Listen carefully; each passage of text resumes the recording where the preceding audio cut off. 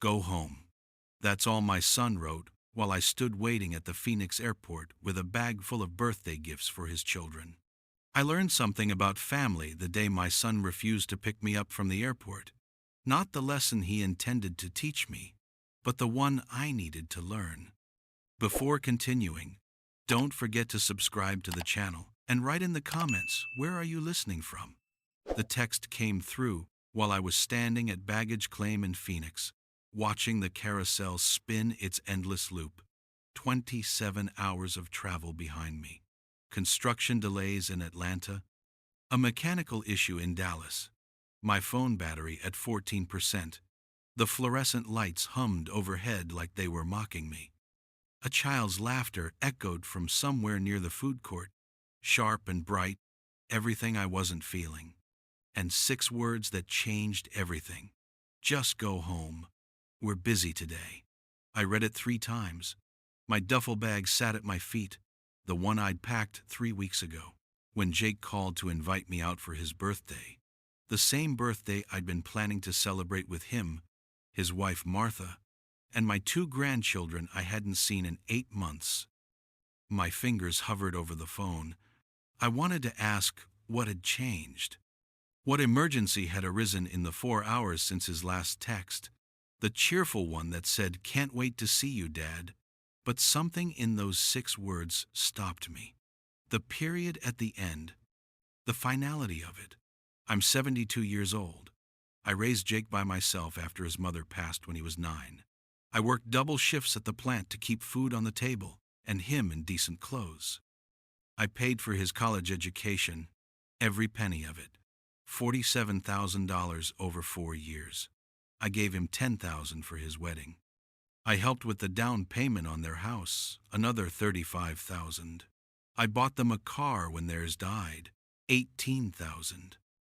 Last year alone, I'd sent $47,000 in various transfers, help with the mortgage, emergency dental work for the kids, Martha's business venture that never quite materialized. None of that ran through my mind in that moment. What I thought about was the time he had pneumonia at age 12, and I sat up with him for 3 straight nights, sleeping in a chair by his bed, my hand on his chest to make sure he kept breathing. I pulled my jacket tighter and walked toward the exit. The Arizona heat hit me like opening an oven door. 109 degrees at 3 in the afternoon. I'd been standing inside for 40 minutes, and my back was screaming. The strap of my duffel cut into my shoulder.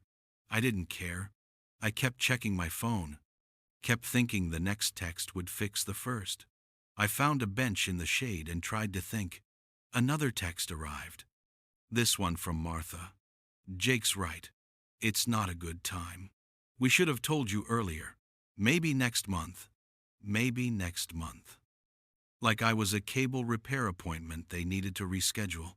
I sat there for 20 minutes, watching families reunite. Hugs and tears and excited children jumping into grandparents' arms. A man about my age held a sign that said, "Welcome home, sweetheart," with flowers in his other hand. His wife emerged from the sliding doors, and the way her face lit up made my chest ache. My phone rang. I answered without looking at the caller ID, hoping it was Jake calling to say there'd been a mistake, a misunderstanding. "Mr. Peterson, this is Patricia from Valley Resort and Spa. I'm calling to confirm your reservation has been canceled. The card on file was declined, and we received a cancellation request at 6:47 p.m. Last night, something cold settled in my stomach. I didn't cancel anything. The request came from your son, Jacob Peterson. He said you were unable to make the trip. I'm so sorry for any confusion.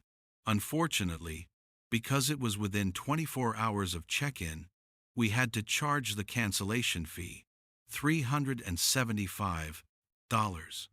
I thanked her and hung up. My hands were shaking, not from anger yet, from something else. Recognition, maybe. Like I'd been walking toward the edge of a cliff for years and had just now looked down. I opened my banking app. The password took 3 tries because my fingers weren't cooperating. There it was. A transfer request from yesterday. While I was in the air. While I was between Dallas and Phoenix, believing I was flying toward family.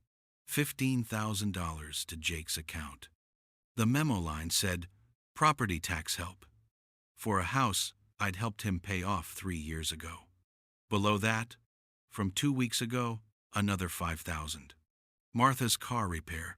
I scrolled back. March, $8,000. February, $12,000. January, $6,000. Every month, going back years. Some requested. Some I'd offered. All of it adding up to a number that made my throat tight. $937,000 over 28 years. That's love in numbers. That's sacrifice, measured in spreadsheets. I pulled up Jake's contact. My thumb hovered over the call button. Then I noticed something. His profile picture had changed. It used to be a photo of him and the kids at the beach. Now it was him and Martha at what looked like an expensive restaurant, holding champagne glasses, her wearing a necklace I'd never seen before. The kind that probably cost more than my last 3 monthly Social Security checks combined. A message notification appeared at the top of my screen. A Facebook post Jake had tagged me in. I clicked it. The post was from 3 days ago. Photos from a party at their house, balloons. A banner that said, "Happy birthday, Jake." At least 40 people in their backyard around a pool I'd helped pay to install. Martha's parents, Carl and Margaret, prominent in several shots, raising glasses. The caption read, "Blessed to celebrate another year with the people who really matter. Family is everything. The people who really matter." I wasn't in any of the photos because I hadn't been invited to this party. The one that happened 3 days before the birthday trip I thought I was coming out for. I zoomed in on one image. Jake had his arm around Carl, Martha's father, both of them laughing. In the background, I could see through their kitchen window. On the refrigerator, held by magnets, were photos of Martha's parents with the grandkids, birthday cards, children's artwork. I looked for any trace of myself, any photo, any indication I existed in their daily life. Nothing. The airport PA system announced a final boarding call for Dallas. A family rushed past me, the father checking his watch, the mother carrying a sleeping toddler. Normal people living normal lives where sons picked up their fathers from airports. My phone buzzed again. A voicemail from this morning that I'd missed during my layover. I played it. Martha's voice. Not speaking to me, speaking to someone else. She must have pocket-dialed me. The audio was muffled, but clear enough. Just don't answer when he lands. Let it go to voicemail. He'll figure it out. Dad says we can use his room at the resort instead. It's already paid for, and honestly, he hardly uses it anyway. A pause. Then Jake's voice in the background. Are you sure? He's going to be upset. So? What's he going to do? We paid for everything ourselves anyway. Well, technically he paid, but we earned it. All those years of putting up with his opinions about how we spend money. Consider it back payment. Laughter. Then the voicemail cut off. I played it again, then a third time, each word settling into my bones like stones. The laughter, that's what I kept hearing. Not guilt, not hesitation, laughter. A woman sat down on the other end of the bench. She glanced at me, then away quickly. I realized I was crying, not sobbing, just tears running down my face that I hadn't noticed starting.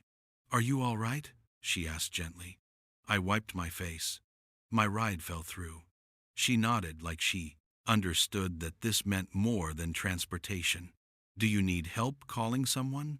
No, I said. Thank you. I just need a minute to think. She left me alone. Good people still existed in the world, just not, apparently, in my immediate family. I opened my contact list, scrolled past Jake's name, past Martha's. I found the number I needed. It rang 4 times. Peterson? Is that you? The voice was gruff, familiar. Thought you were in Arizona playing grandpa. Change of plans, Bill. You still looking for someone to cover the night shift at the warehouse?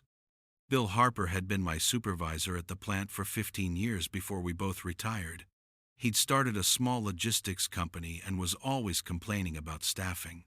I'm always looking. But you're supposed to be on vacation. Vacation's canceled. I can start Monday if the position's open. A pause. It's manual work, Peterson. Inventory. Loading. Basic forklift operation. Nothing glamorous. I don't need glamorous. I need something to do with my time that matters. All right, but this isn't like the old days. Pays $15 an hour, 3 nights a week to start. That's fine. I'll take it.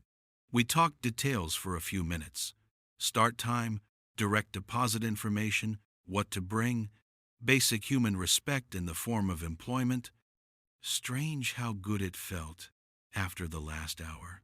After I hung up, I sat there as the sun moved and the shade shifted.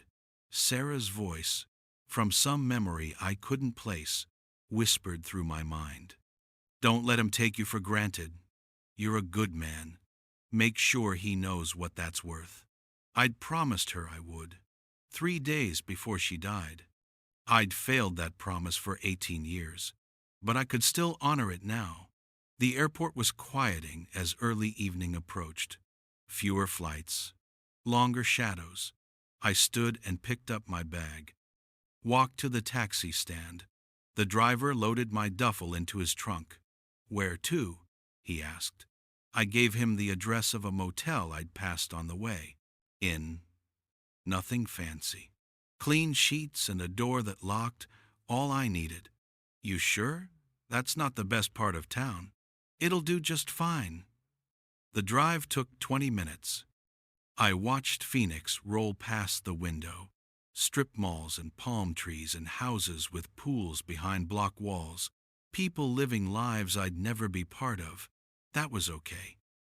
I was starting to understand I'd been living someone else's idea of my life for too long. The motel room smelled like industrial cleaner and old carpet. The air conditioning unit rattled like it was trying to shake itself apart. I sat on the bed and turned my phone back on. 41 missed calls, 37 texts, all from Jake and Martha. I didn't read them. Instead, I opened my banking app again and did something I should have done months, maybe years ago. I called my bank's 24-hour customer service line. First Bank, this is Trevor. How can I help you? I need to put a hold on my account. Stop all scheduled transfers and automatic bring payments. I can certainly help with that, Mr. Peterson. Can you verify your account number? I gave him the information. He clicked through screens. I see several recurring transfers here. You want all of these stopped? Every single one. May I ask why? Just for security purposes. Because I'm done being an ATM for people who can't be bothered to pick me up from the airport. A pause. When Trevor spoke again, his voice was different. Quieter. I understand, sir. Let me process these changes. It took 15 minutes. He confirmed each canceled transfer, each stopped automatic payment, the mortgage help, the car payment assistance, the general family support transfer that went out on the 1st of every month. Is there anything else I can help you with today? Yes. I need to schedule an appointment with someone who handles estate planning, wills, that kind of thing.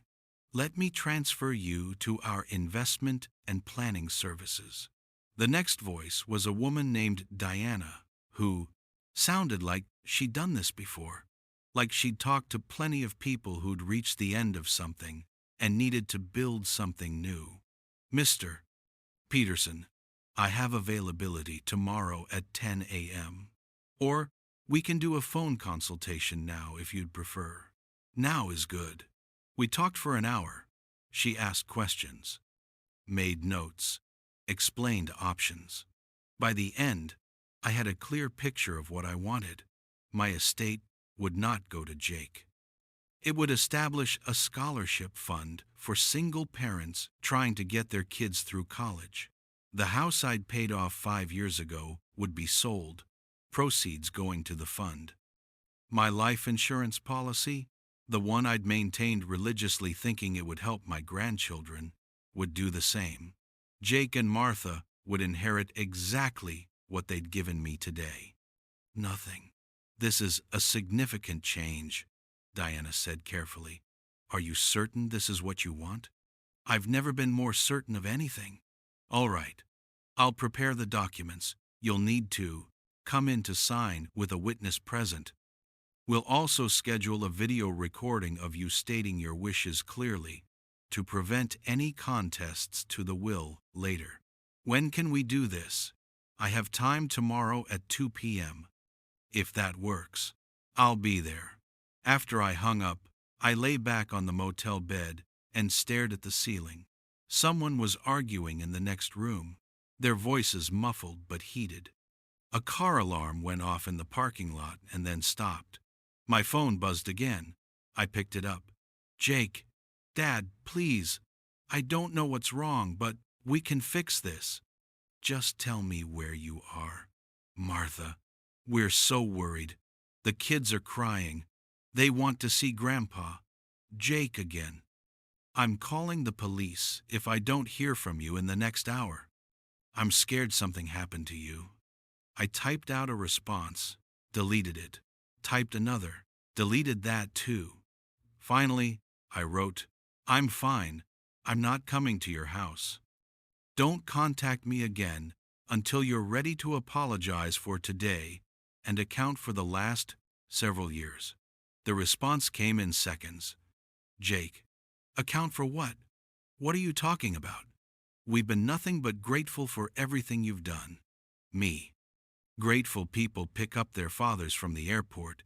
They don't cancel their hotel reservations and plan to use the room themselves. They don't pocket dial voicemails about how their father hardly uses things anyway. 3 minutes of silence. Then Martha, you heard that. Me. I heard it. Jake, Dad, it wasn't like that. We were just stressed about money and me. And you decided my feelings didn't matter as much as your convenience. I understand perfectly. Martha, you're being dramatic. We made a mistake. People make mistakes. Me. Yes. I made the mistake of thinking my family wanted me around for reasons other than my bank account. Jake, that's not fair. We love you. Me. Then act like it.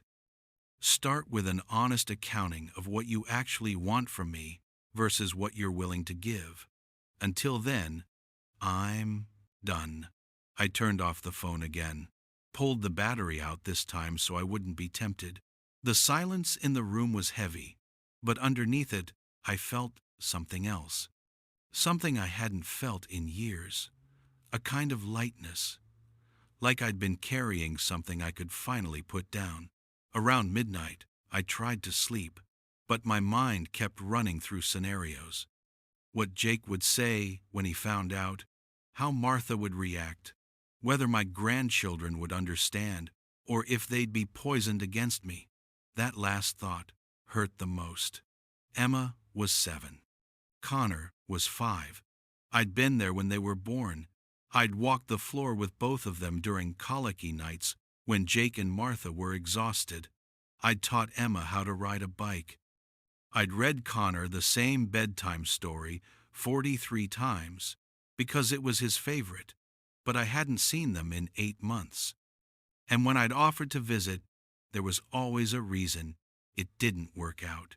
Jake's work schedule, Martha's volunteer, commitments, the kids' activities.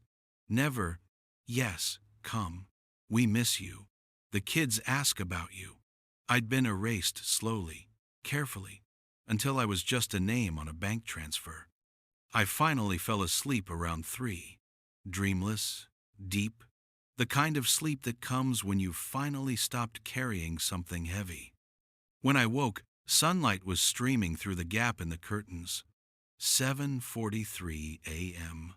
My phone battery was still out. I left it that way. After a shower and the continental breakfast in the motel lobby, coffee and a bagel and some fruit, I called a taxi, gave the driver the address of First Bank. Diana was waiting when I arrived. She was younger than she'd sounded on the phone, maybe 40, with kind eyes and a professional handshake.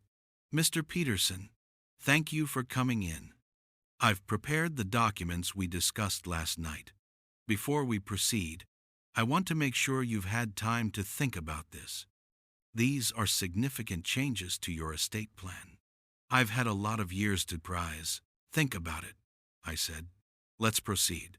We spent 2 hours going through everything. She explained each change, each clause, what it meant, how it would be executed. I signed paper after paper, each one feeling lighter than the last.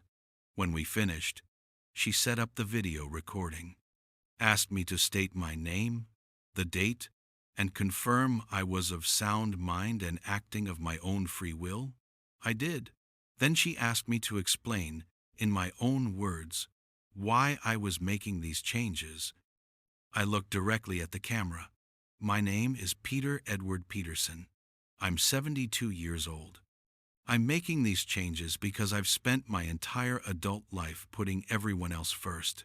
And I finally realized that sacrifice without reciprocation isn't love, it's exploitation. I gave my son every advantage I could afford, and many I couldn't. I did it gladly, but somewhere along the way, he learned to take without giving, to expect without appreciating, to treat me as a resource rather than a person. Yesterday, he refused to pick me up from the airport after inviting me to visit for his birthday. He canceled the hotel reservation I'd paid for so he could use it himself. He's been taking thousands of dollars monthly while treating me as an inconvenience. I'm not doing this out of anger. I'm doing this out of self-respect. My estate will fund scholarships for single parents because I know what it's like to struggle alone. It will help people who might otherwise give up on their dreams because the cost seems too high. That's a better legacy than teaching my son that he can treat people as disposable. If Jake is watching this, I want him to know I didn't abandon you. You discarded me. There's a difference. This is my final statement. These are my wishes. I'm competent. I'm certain. And I'm finally at peace. Diana stopped the recording, saved it with timestamps and encryption, added it to my file. "That was incredibly clear," she said. "If anyone challenges this, that video will be powerful evidence." "Good." She walked me to the door, shook my hand again. "Mr. Peterson, I see a lot of people in your situation. Most of them wait until it's too late to make changes. You should be proud of yourself. I'm trying to be." Outside, the Phoenix heat was already building. I stood on the sidewalk and thought about what to do next. I put my phone battery back in, turned it on. 89 missed calls, 62 texts, 4 voicemails. I listened to one voicemail. Just one. Jake's voice came through the speaker, and this time I heard what I'd been refusing to hear for years. "Dad, you're being ridiculous. You can't just disappear like this. We have lives. We had plans for this weekend that didn't include you sulking at some motel. Martha's parents are here. They think you're incredibly selfish. Call me back so we can discuss this like adults." I replayed it. Listen to the contempt in ridiculous. The casual cruelty of plans that didn't include you. The way he said Martha's parents are here, like that should matter to me. Like their opinion should shame me into compliance. I deleted it, blocked both their numbers. Then I bought a ticket for the next flight back home. Back to the small town in Montana where I'd lived for 40 years, where I had a house and a garden and neighbors who actually asked how I was doing. The flight wasn't until 6 p.m. I spent the afternoon in the airport, watching people, reading a book I'd brought, eating an overpriced sandwich. At 4:30, my phone rang. Unknown number. I almost didn't answer. Mr. Peterson, this is Carl Thompson, Martha's father. We need to talk. I should have hung up, but something in his tone made me curious. What do you need, Carl? I need you to stop this nonsense. Jake told me what you're doing. Changing your will. Cutting him off. This is elder abuse in reverse. You're manipulating him. I actually laughed. A sound with no humor in it. Manipulating him. By refusing to fund his life. That's an interesting definition. You can't just abandon your family because you're upset about one misunderstanding. One misunderstanding. Is that what we're calling it? Not being picked up from the airport after flying 27 hours, having my hotel canceled so you could use it, being erased from their daily lives except when they need money. That's one misunderstanding? You're being dramatic. And if you think I'm going to let you destroy my daughter's financial security, you're mistaken. We'll contest that will. We'll prove you're not in your right mind. Something cold and clear settled over me. Carl, are you threatening me? I'm informing you of reality. You don't get to play God with money that family depends on. Actually, I do. It's my money. Earned through 40 years of manual labor while you were playing golf at country clubs. And if you attempt to contest my will, my lawyer has been instructed to make every communication you've had with me, including this phone call, which I'm recording, part of the public record. Silence. Then, you're recording this? I am, Diana suggested it. Seems she's had experience with people like you, entitled, manipulative, thinking you can bully an old man into compliance. But here's what you don't understand, Carl. I survived 30 years in a factory that chewed up men and spit them out. I raised a son alone while working double shifts. I buried a wife I loved more than my own life. You think your threats scare me? I've survived worse than your phone calls. You'll regret this. No, I really won't. Goodbye, Carl. I hung up, sent the recording to Diana immediately. She replied within minutes. Perfect. If he tries anything, this proves attempted coercion. You're completely protected. The flight home was peaceful. I had a window seat. Watched the sunset paint the clouds gold and pink. Thought about nothing in particular. We landed in Montana at 9:47 p.m. The air was cool, clean, the kind of cold that reminds you you're alive. The Bitterroot Mountains were black against the stars. I picked up my truck from long-term parking, drove the 43 miles home through darkness broken only by my headlights and the occasional ranch house. My house was exactly as I'd left it, small, paid for, mine. But something was different. My mailbox was stuffed.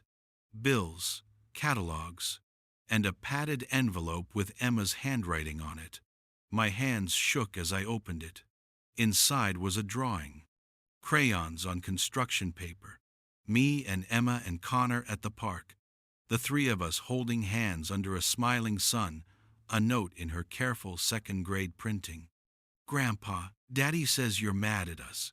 I'm sorry if we did something wrong. I miss you. Connor misses you too. He cries at night sometimes and says he wants Grandpa to read him stories. Please don't be mad forever. Love, Emma. I turned it over, postmarked 3 weeks ago, before Jake invited me to Phoenix, before they told me not to come. They'd had this letter. They'd known Emma and Connor were asking for me, and they'd said nothing. I stood in my driveway, holding my granddaughter's drawing, and something broke open in my chest. Not anger, Something deeper. Grief for what my grandchildren were being taught. That people are disposable. That love has conditions. That money matters more than presents. I walked inside, taped Emma's drawing to my refrigerator, stared at it for a long time. Then I sat down and wrote a letter. Not to Jake, not to Martha, to Emma and Connor. Short, simple. Dear Emma and Connor, I got your drawing, and it's the most beautiful thing I've received in years. It's on my refrigerator, where I can see it every day. I'm not mad at you. I could never be mad at you. Sometimes grown-ups make decisions that are hard to understand. Your dad and I need some time to figure things out. But I want you to know that I love you. I've always loved you. And when you're old enough, if you want to know me, I'll be here. I'll be in Montana, in the same house, waiting. You can find me whenever you're ready. Love always, Grandpa. I printed it, put it in an envelope, addressed it to Emma, care of Jake's address. I'd mail it tomorrow. Even if Jake intercepted it, I'd have tried. I made tea, sat on the back porch. The stars were impossibly bright, like they always were out here, away from city lights. Somewhere in the distance, a wolf called. Not a coyote, a wolf. The sound that reminds you you're home. I thought about Jake and Martha in their big house with their pool and their expensive lives built on my sacrifice. I thought about Emma and Connor, who might grow up never really knowing me. I thought about Sarah and whether she'd approve of what I'd done. Her voice again, clear as if she were sitting beside me. You did right. You finally did right. The next morning, I woke to my phone ringing. I'd put the battery back in, out of habit. Unknown number again. I answered, Mr. Peterson. This is Amanda Chen from the Phoenix Metro Police Department. I'm calling because we received a welfare check request from a Jacob Peterson claiming you might be in danger or experiencing a mental health crisis. Can you confirm you're safe? So that's how they wanted to play it. Officer, I'm perfectly safe. I'm at my home in Montana. I'm of sound mind. My son and I had a disagreement, and he's apparently using law enforcement to harass me. Can you describe the disagreement? He invited me to visit for his birthday, then refused to pick me up from the airport and canceled the hotel reservation he asked me to make. When I decided to return home and set financial boundaries, he became upset. A pause. Mr. Peterson, do you feel you're being financially exploited or coerced? I was. I'm not anymore. I've taken steps to protect myself. And you're safe where you are? No immediate threats? None at all. I'm drinking coffee on my back porch, watching the sun come up over the mountains. I'm probably safer than I've been in years. All right, I'm going to close this case as unfounded. For what it's worth, Mr. Peterson, my dad went through something similar with my brother. Setting boundaries isn't abuse, it's self-respect. Thank you, officer. After she hung up, I sat there thinking about what Jake had just tried to do. Use the police. Claim I was mentally unwell. It was a new low. Or maybe it wasn't new. Maybe I'd just finally opened my eyes to what had always been there. Monday morning, I reported to Bill's warehouse for my first shift. The work was simple, physical, honest. I loaded trucks, checked inventory, operated the forklift. My back complained, but my mind was quiet. Around 10 p.m., Bill found me in the loading bay. You doing okay, Peterson? You're moving pretty good for a guy your age. Feels good to do something useful. You're always useful. You were useful when you were raising that boy. Don't forget that. I'm trying not to. The weeks passed. I worked my shifts. I tended my garden. I fixed things around the house that I'd been putting off. I started sleeping better. My phone stayed mostly silent. A few texts from numbers I didn't recognize. Probably Jake using friends' phones. I deleted them, unread. Then, 5 weeks after Phoenix, an email arrived from Diana.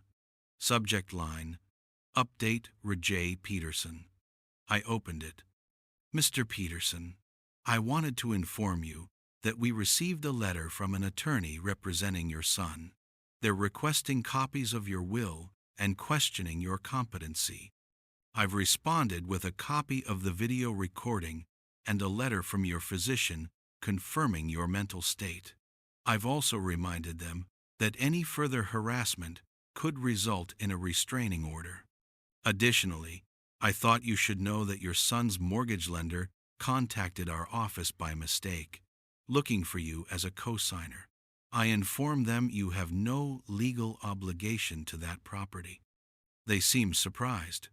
You might expect fallout from that. Stay strong. You're doing the right thing. I read it twice, closed my laptop, walked outside. The sky was that particular shade of blue you only get in Montana in October. The aspens were turning gold. The air smelled like pine and wood smoke. My phone rang. I looked at the screen. Jake. I almost didn't answer, but something made me pick up. Dad. His voice was different, smaller. Dad, we need to talk. About what, Jake? About the house. The bank called. They said you're not on the mortgage anymore. They said you removed yourself as co-signer. Is that true? It's true. Why would you do that? Because you're an adult. Because it's your house. Because I was never supposed to be your safety net forever. But they're saying without you on it, with Martha's business failing and my credit score, they might call the loan. We could lose the house. I looked out at the mountains.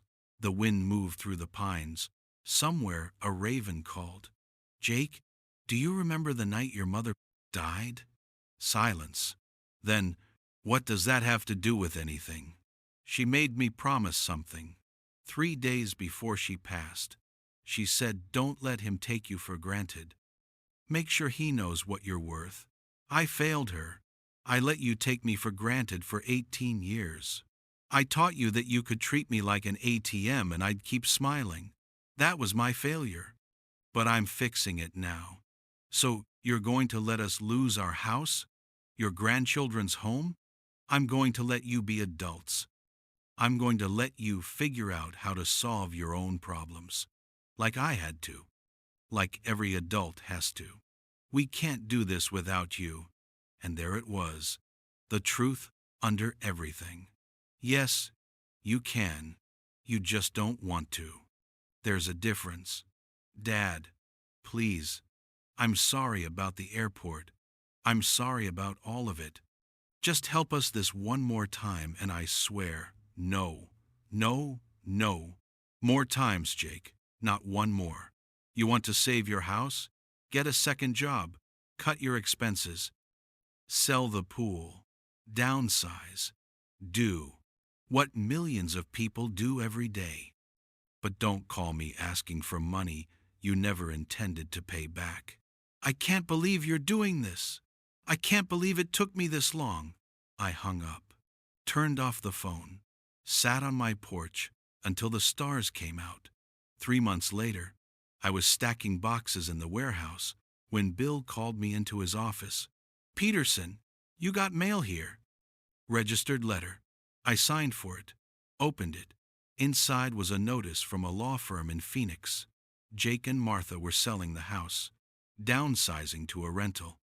The letter was informing me as a courtesy, though I had no legal stake in the property. I folded it up, put it in my pocket. Bad news? Bill asked. No, I said. Just news. That night, I pulled up my email.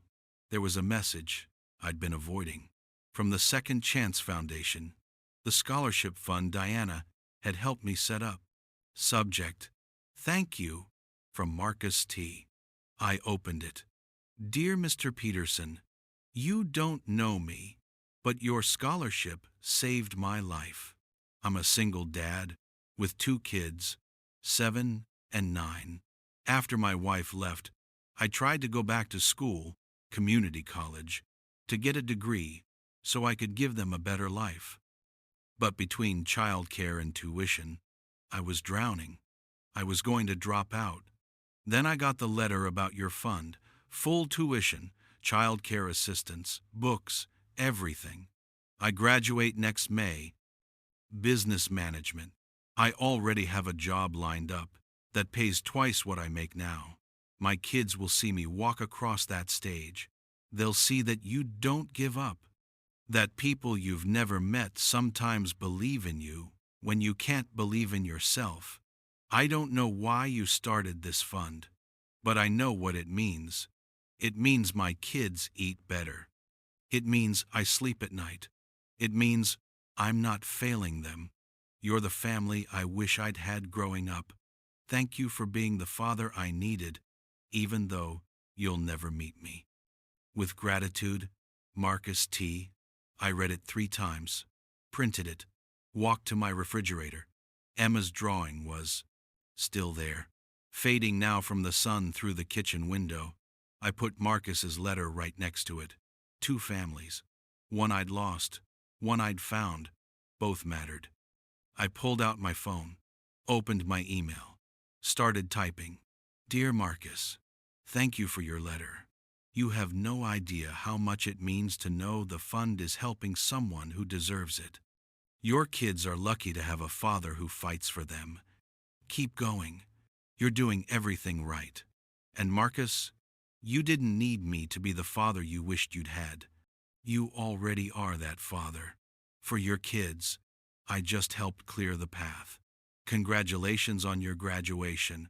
I'll be thinking of you in May when you walk across that stage. Yours truly, Peter Peterson. I hit send, sat at my kitchen table. The house was quiet. The kind of quiet that used to feel like loneliness, but now felt like peace. My phone buzzed. A text from an unknown number. I opened it. Grandpa, this is Emma. I'm using Mom's old phone. Dad doesn't know. I found your letter, the one you sent to our old house. The people who live there now gave it to me when I asked if any mail came for Emma Peterson. I'm 10 now. Connor is 8.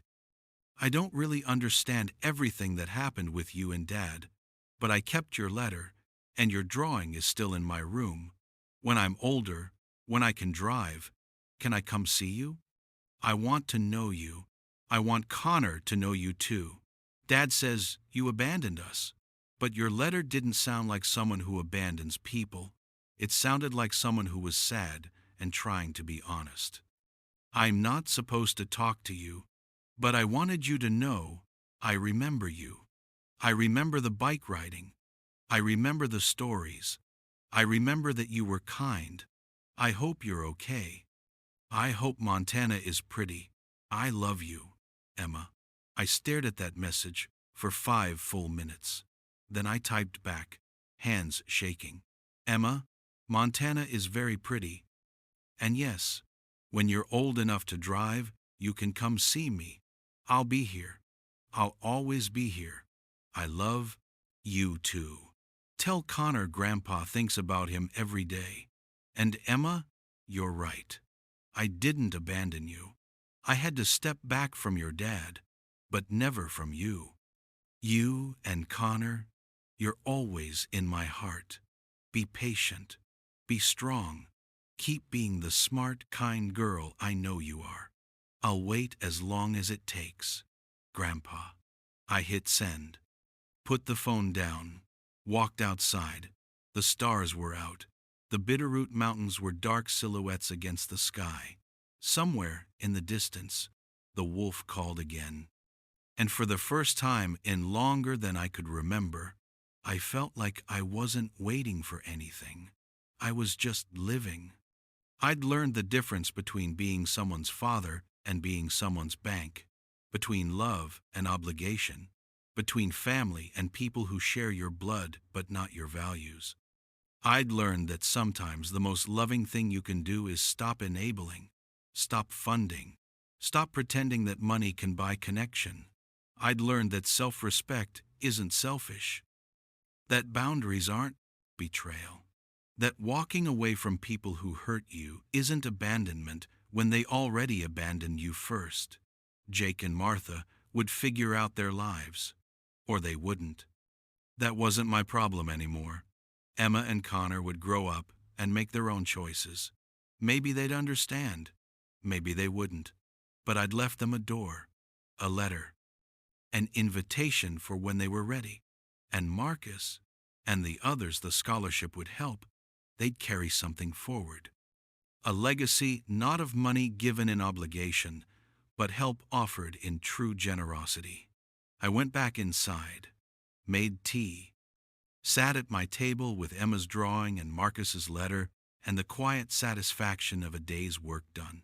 Tomorrow I'd go to the warehouse, I'd stack boxes, I'd drive the forklift, I'd earn my $15 an hour and go home tired and content.